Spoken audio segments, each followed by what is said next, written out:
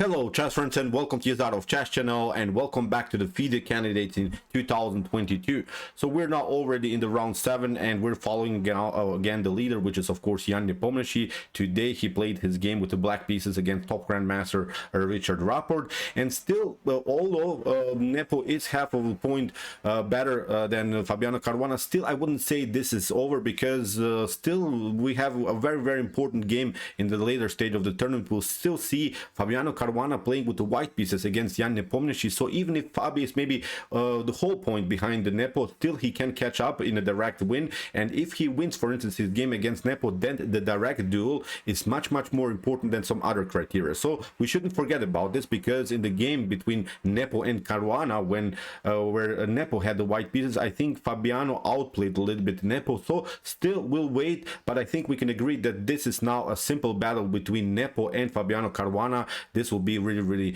I think their tournament in the later stage of this event. So let's see now this beauty, as we said, Richard Rapport with the white pieces against Nepomniachtchi with the black pieces. In my opinion, one of the wildest games so far in this super event. So here Rapport opened with the move e4. Nepo's response was e5, knight to f3, and knight to f6.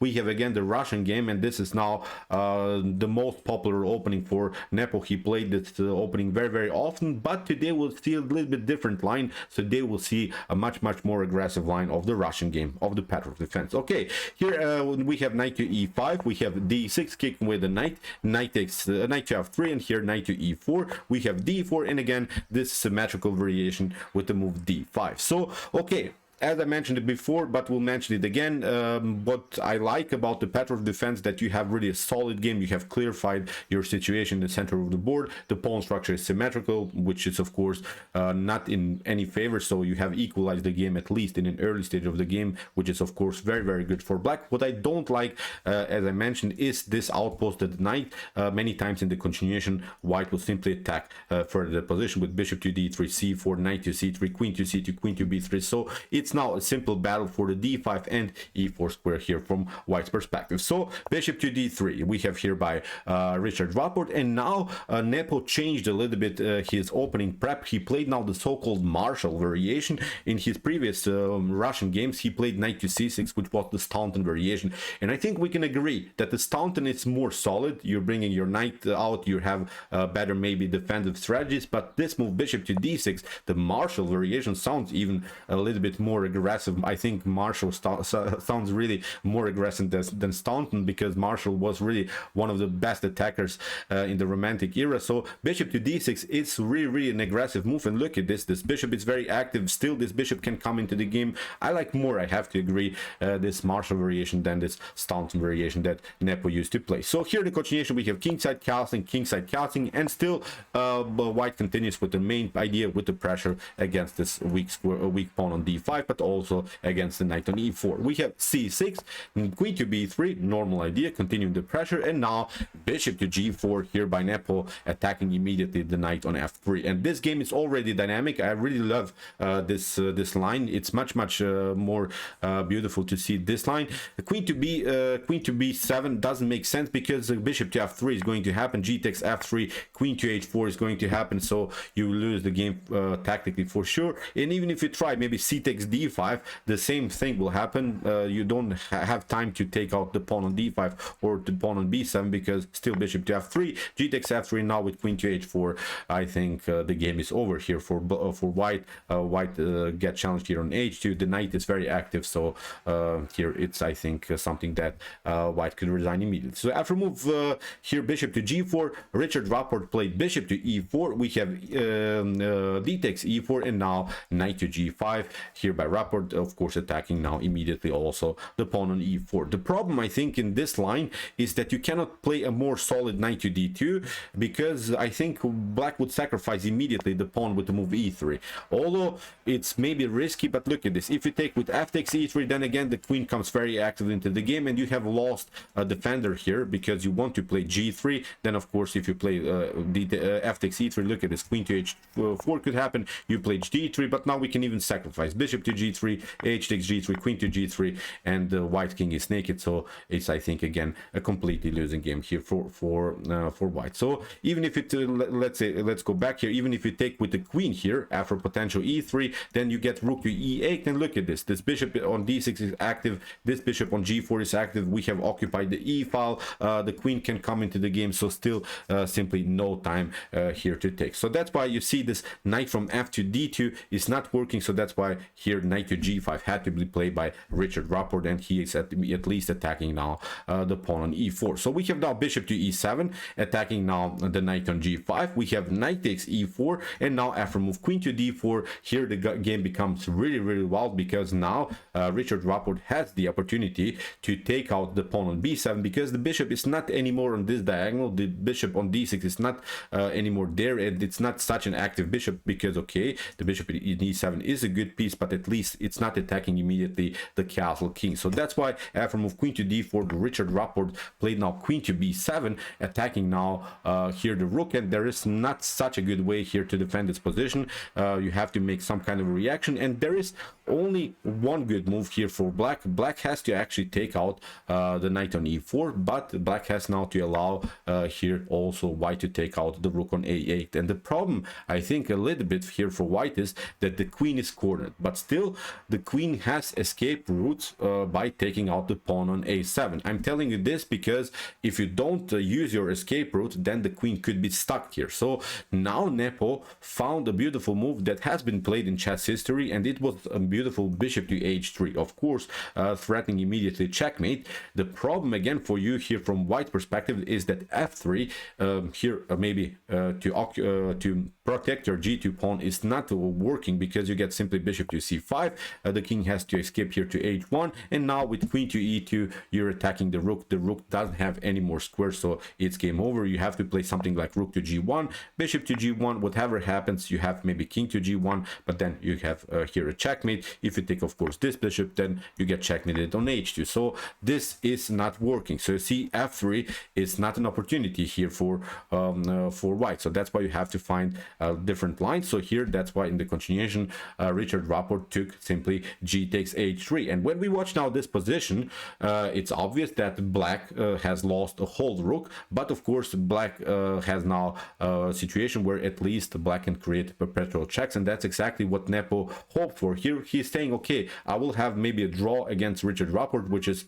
not maybe such a huge problem. Still he'll play then maybe the next round with the white pieces, so he was probably satisfied with the outcome. As I said, Richard Rapport, half of the point against him, nothing special, so he's at least not losing his games with the black pieces. So that's why Nepo in the continuation of the game tried the perpetual queen to g6, we have king to h1, again queen to e4, here a couple of perpetuals. But now in the second time where queen to e4 was played, here Richard Rapport played now the move f3. Still, of course, Nepo has this idea, queen to d3, in order to attack the rook. And again, if for instance white goes here on a dark square, then of course bishop to c5 will happen, and then it's not such a huge position anymore for white. White is getting destroyed, so it's a losing game. So again, you have to play a couple of perpetuals, because look at this, you have to play king to g2, again queen to g6, again king to h1, again queen to d3, and now Richard Rapport didn't go into this perpetual line, which was, I think, now his main mistake in this game. He played now the move knight to d2, and in my opinion, you have to accept here a draw. You have to do this perpetual, nothing special, the game would end in a draw. But now after move queen to d2, as we said in the beginning, the only escape route for the queen was to take out the pawn on a7. Now Nepo has the opportunity to play queen to d7, and the queen is trapped. And usually look now the continuation, knight to e4, knight to a6, okay, the queen gets trapped, queen takes f8, bishop to f8. Usually this wouldn't be such a huge problem if you maybe have two rooks against the queen. This is not a huge problem, but I think it's a huge problem when your king is naked, and that's exactly now this position. The king is a little bit defenseless here. The king is a little bit exposed, sort of. So that's why I don't like anymore this line. As I said, probably Richard Rapport should have gone into this drawish line, and as I said, accept the draw. And okay, it's also, I think, not a bad result if you play with the white pieces against Nepo, a draw. So that's why you see now after move bishop to f8, here in the continuation we have bishop to c5, e5. We have bishop to f4, pardon me. We have here queen takes h3. Now this pawn is lost, and you see now the king is a little bit exposed. The rook is paralyzed. The knight can be maybe in the near future included into the game. This bishop can come into the game. We can also play some ideas of h4, h5, continuing here the pressure. So as I said, maybe the evaluation is not winning immediately here for black, but I kind of like more black's position, especially because of this exposed king. So we have here rook from a to d1, maybe bishop to e3, slightly better here for white, and not allowing maybe this knight to come into the game, because the knight is of course a little bit on the edge of the board, so that's why this move would have been a little bit paralyze the potential development by the knight. But okay, here in the continuation, rook from a to d1, and now Nepo's maybe first mistake in the game, he played now the move h6, and okay, again, this is a perfect move because you want to create breathing spaces for the king, nothing special, because you want, of course, to play much more active with your pieces. But even if you create some breathing spaces, create them, of course, with a beautiful tempo. You can play h5, you can be more aggressive with this idea, so that maybe this line would be much better. But okay, h6 still is of course a little bit better here for black. So in the continuation, we have bishop to g3. So you see, because of the naked king position, white needs now to play really only solid moves, only defensive moves. So you see how Rapport is trying to keep the position compact. He's trying really only to protect his king, and now Nepo goes in here with the knight to c5. We have rook to e1, knight to e6, and you see now here we have opportunities to get the knight maybe here on this beautiful square in the near future, maybe not immediately, but so far black is taking over in the position. So in the continuation, we have a3, we have h5. That's what I like more about this h5 immediately. Imagine the same position, but your pawn is already on h5. Now you have already the opportunity maybe to play the move h4. So that's why I think this move h5 earlier was much better. But okay, still it's a much better position for Nepo. He didn't mess it up so much, but I would love really to play to see him to play maybe this more aggressive line immediately with the move h5. So here we have rook to d3, protecting now also a very important pawn, the pawn on f3. We have queen to f5. We have now b4, and now comes a beautiful move here by Nepo. He played h4 immediately, and that's now really the most aggressive move, and that's exactly the best move, because whatever you do, for instance, you play bishop to h4, then the knight comes on f4, and that's the square that we wanted to get with our knight. For instance, you can try now maybe rook to d1 in order to regroup again, to keep your position compact. Especially you want to connect your rooks. That's the beauty with the rooks. You have to really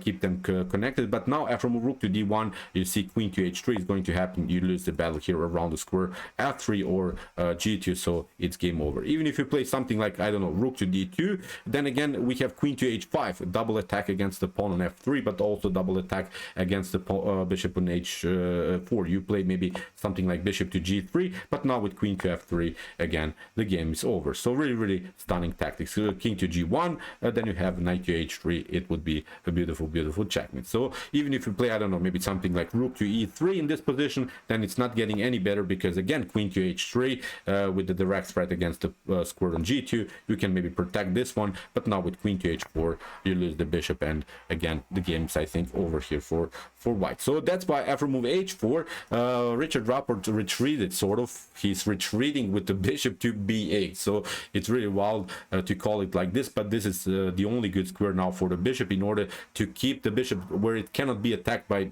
any pieces of blacks, but also in order to defend your own king here around the square h2. So we have a knight to g5, we have a rook to e3, and now knight to e4. Here I think again this rook to e3 was maybe again a more slightly inaccurate move by Rapport. A better idea is to play a rook to e3 in this way, because you want to have your rooks connected, especially because of this line. After knight to e4, you still can take out with the rook. Now you don't have to take out with the pawn. It's a huge difference. You see now why, because in this line, after rook to from d to e3, the problem is now after knight to e4, you have to take out with the pawn. If you take out with the rook, of course, then the rook gets deflected distracted from the defense of the f3 pawn, and now black can take it out, and again I think it's game over here for white. So that's why f takes e4. Look at this, now you have lost sort of a defender in front of your king.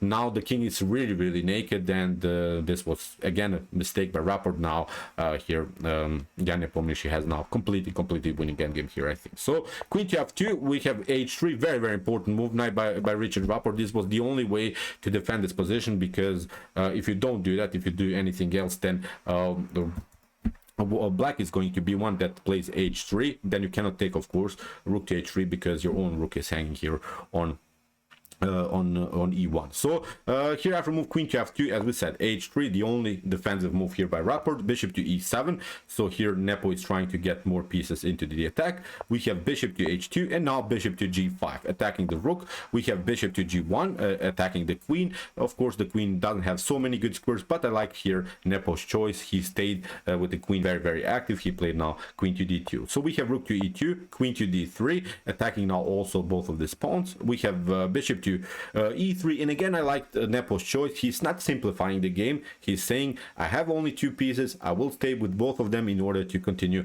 our pressure here against the king. So we have bishop to a7. This was now maybe the crucial mistake here by Richard Rapport, because you can play maybe still rook to g2. I'm not saying this line is helping out Rapport in such a important way, but this is now a huge mistake, because after bishop to a7 you lose here the pawn on h3. We have to say it, we're now in move 40, so now finally Richard Rapport will reach his time control, but he was really under time pressure, where Nepo I think played all of his moves in only 1 hour. Richard Rapport was already down to, I don't know, 5 minutes on the clock, so it was he was really under huge time pressure. And I really loved here Nepo's performance so far through the whole tournament. He never got under time control.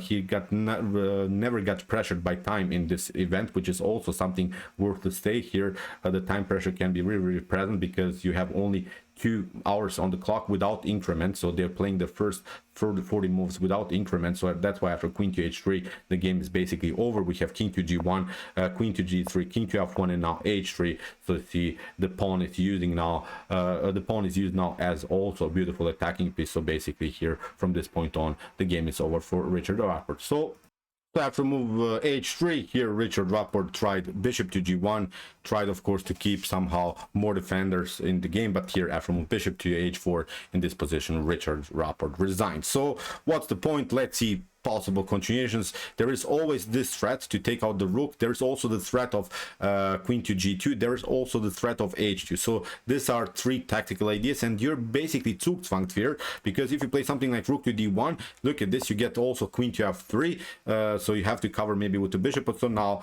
this pawn is marching, whatever you do. So you could maybe try something like rook to e3 to attack the queen, but now with queen to g2 you get checkmated. So even if you try, I don't know, bishop to f2, again queen to g2 is going to happen. So no counterplay here at all. After move bishop to h4, as we said, Richard Rapport resigns. So brilliant performance, I think, by Nepo. We have to say it, in this middle game stage Richard Rapport had the opportunity to go into this drawish line, but I also respect his idea that he wanted to win the game against Jan Nepomniachtchi. He played simply a wilder line. Unfortunately got punished, but for the beauty of chess we should really respect Richard Rapport's idea, because he showed really class. He showed really class when he continued to play in an aggressive way. So great game, I think. Still it was, because we have seen rook sacrifices, bishop sacrifices, pawn breakthrough motifs, beautiful tactical shots all over the board. So far, in my opinion, one of the best games of this event. So okay, I hope that you enjoyed the game. I really enjoyed it a lot. If you want to see more games from this event, check out my coverage so far. Here's the link, and if you like this content, don't forget to subscribe to my channel. See you soon with some more videos, and chess is the best, of course.